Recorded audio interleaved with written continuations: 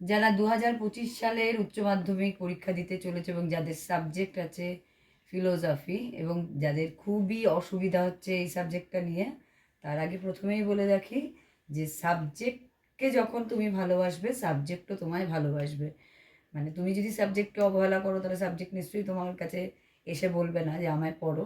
তাই পড়তে হবে, জানতে হবে, এবং এই জানাটা যাতে খুব সহজভাবে হয় তাই জন্যই আমার এই ভিডিও। আশা করি তোমাদের অনেক উপকারে আসবে। আমার ভিডিওটা যদি তোমাদের ভালো লাগে, সহজ মনে হয়, তাহলে নিশ্চয়ই তোমরা আবার আমার ভিডিওটা দেখবে। আমি আরও নতুন নতুনভাবে সহজ পদ্ধতিতে তোমাদের কি করে শেখানো যায় তারই চেষ্টার জন্য আমার এই ভিডিও করা। তাই তোমরা আমার ভিডিও বেশি করে দেখবে, লাইক করবে, সাবস্ক্রাইব করবে। তাহলে এবার চলো আমরা শুরু করি আমাদের প্রথম চ্যাপ্টার, যুক্তি। দর্শন কথাটি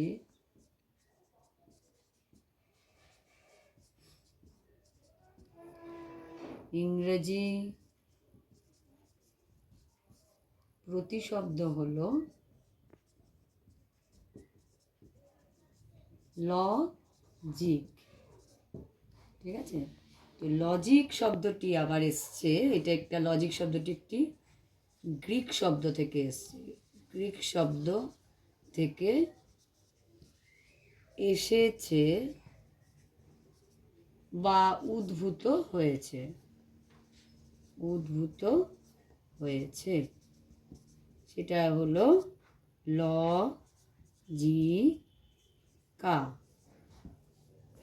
এই লজিকা আবার এসছে ল্যাটিন শব্দ থেকে।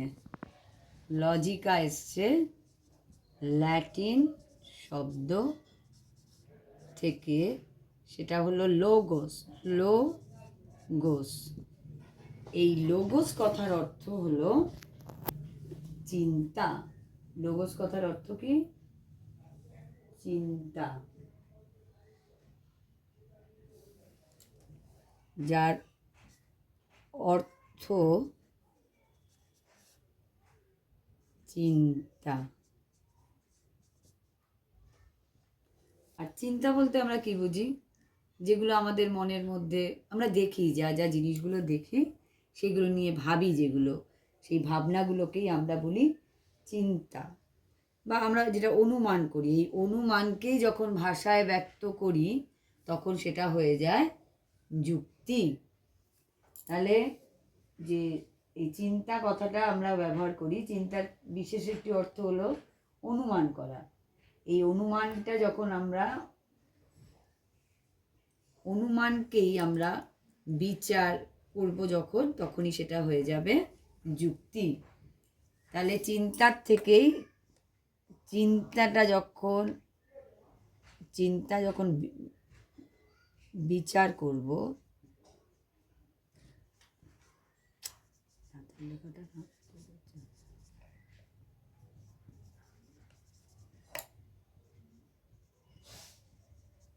তখন সেটা হবে যুক্তি।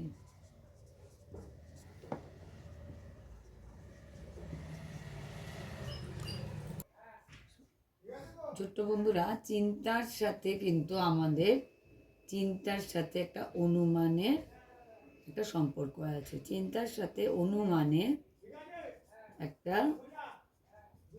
গভীর সম্পর্ক আছে, একটা গভীর সম্পর্ক আছে, তাই তো? কারণ চিন্তাটা করব কাকে, যাকে নিয়ে সম্পর্ক আছে।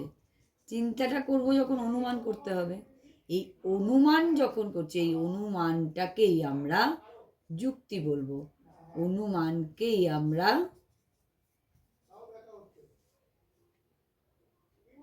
যুক্তি বা তর্ক বলবো। আর এই অনুমানকেই যখন যুক্তি বা তর্ক বলবো, এই আর স্বাভাবিকভাবেই একেই আমরা যুক্তি বিজ্ঞান বা তর্ক বিজ্ঞান বলবো। একে আমরা কি বলতে পারি? এইটাকে যুক্তি বিজ্ঞান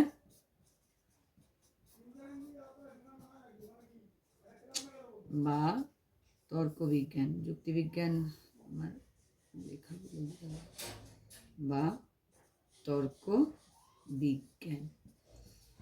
তাহলে আমি কি বললাম, দর্শন কথাটির ইংরেজি প্রতিশব্দ হলো লজিক, যেটা কিনা এসছে গ্রিক শব্দ লজিকা থেকে। লজিকটা বা লজিকা শব্দটি এসছে ল্যাটিন শব্দ লোগোস থেকে, যার অর্থ হলো চিন্তা। চিন্তাটা করব কখন, মানে চিন্তার সাথে তো অনুমানের একটা সম্পর্ক আছে। এই চিন্তা যখন বিচার করব তখনই সেটা হবে যুক্তি। মানে চিন্তা মানে অনুমান যখন করব, মনে মনে মানে যখন চিন্তা করছি মানে অনুমান করছি, এই অনুমানকেই বলছি যুক্তি বা তর্ক। মানে যেমন আমাদের সবার একটা দুটো করে ভালো নাম, মানে একটাই নাম ভালো নাম আর বাড়ির ডাকনাম থাকে, সেরকমই ধরো চিন্তারই মানে ওই চিন্তার সাথে অনুমানের একটা যেই সম্পর্ক, এই অনুমানটাকে যদি ধরি একটা নাম, তাহলে অনুমানের আরেকটা নাম হলো যুক্তি, আরেকটা নাম হলো তর্ক। আর একেই আমরা যুক্তিবিজ্ঞান বা তর্ক বিজ্ঞান বলবো। ঠিক আছে বন্ধুরা? এই যুক্তি তৈরি হয় বচন দিয়ে। যুক্তি তৈরি হয় কি দিয়ে? যুক্তি তৈরি হয় বচন দিয়ে। যেমন আমাদের মানুষের শরীর তৈরি হয় হাড় দিয়ে, কতগুলো হাড় মাংস রক্ত দিয়ে তো তৈরি হচ্ছে, তেমনি যুক্তি কিন্তু তৈরি হয় বচন দিয়ে। এই বচনকে, যেটা আগেই বলছিলাম, যুক্তিটা হলো মানে অনুমানকে যখন ভাবছি, মনে মনে যখন আমি চিন্তা করছি, অনুমানটা আমি চিন্তা করছি, অনুমান আমি চিন্তা করছি, অনুমান মানেই তো চিন্তা। এই অনুমানটা যখন ভাষায় প্রকাশিত করছি তখনই সেটা হয়ে যাচ্ছে যুক্তি। ভাষায় প্রকাশিত করছি তখন সেটা হচ্ছে, ভাষায় প্রকাশিত রূপ হচ্ছে যুক্তি।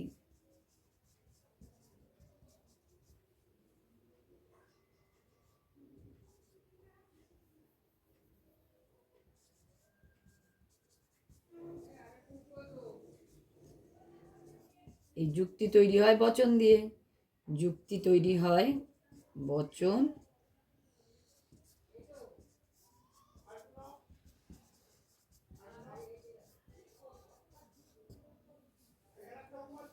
এই যে বচন যে তৈরি হচ্ছে, বচন কখনো একটা হতে পারে না, বচন একটা হতে পারে না, একটা হতে পারে না, বচন একাধিক হবে। একাধিক বচন নিয়ে একাধিক বা বলা যায় একের অধিক বচন নিয়ে, বলা যায় একের বেশি বচন নিয়ে, একের বেশি বচন নিয়ে যুক্তি তৈরি হয়।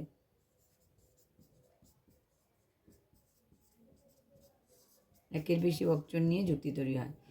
এই যুক্তির মধ্যে, এই যে বচনটের মধ্যে দুটো থাকে হেতুবাক্য, মানে যুক্তির দুটো অংশ থাকে। যুক্তির হলো দুটো অংশ, যুক্তির দুটি অংশ। একটা হলো হেতুবাক্য, মানে হেতুবাক্য, আর হলো একটা হলো সিদ্ধান্ত। এই হেতুবাক্য থাকে হচ্ছে একটা প্রধান হেতুবাক্য, আরেকটা থাকে অপ্রধান হেতুবাক্য। একটা প্রধান আরেকটা অপ্রধান। তাহলে যুক্তির কটি অংশ? যুক্তির অংশ হলো দুটি, একটা হেতুবাক্য আরেকটা হলো সিদ্ধান্ত।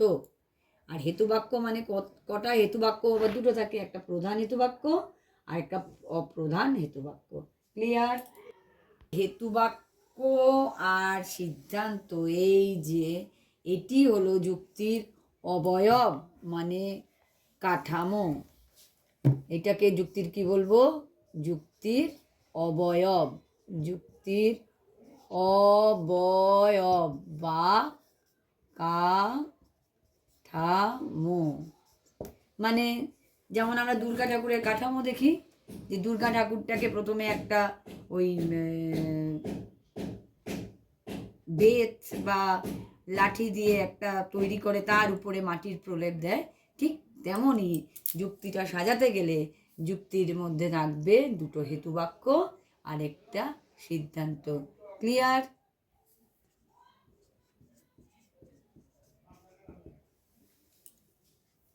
যেমন ধরো বললাম, রাম হয় বুদ্ধিমান।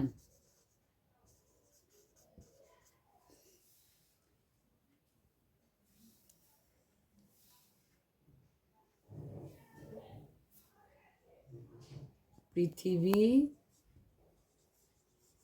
হয় গোল।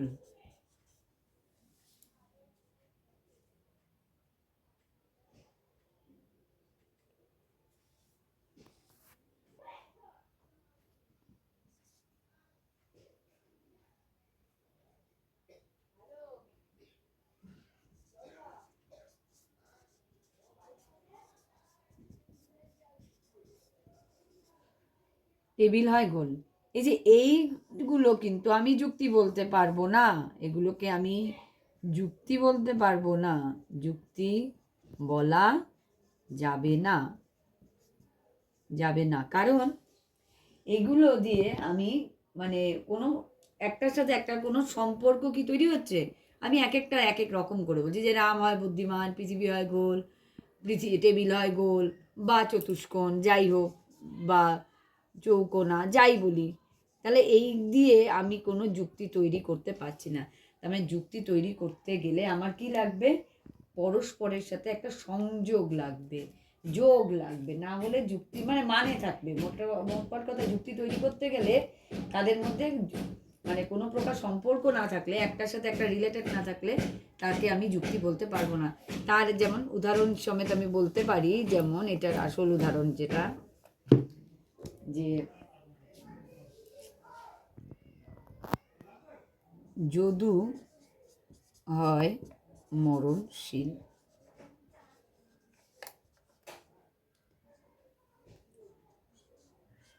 যদু হয় মানুষ, আর সকল মানুষ হয় মরণশীল। সকল মানুষ হয় মরণশীল। তার মানে এই যে সকল মানুষ, এটা একটা যুক্তিবাক্য, যুক্তিবাক্য বা হেতুবাক্য। যদু হয় মানুষ, এটাও আমার একটা যুক্তিবাক্য বা হেতুবাক্য।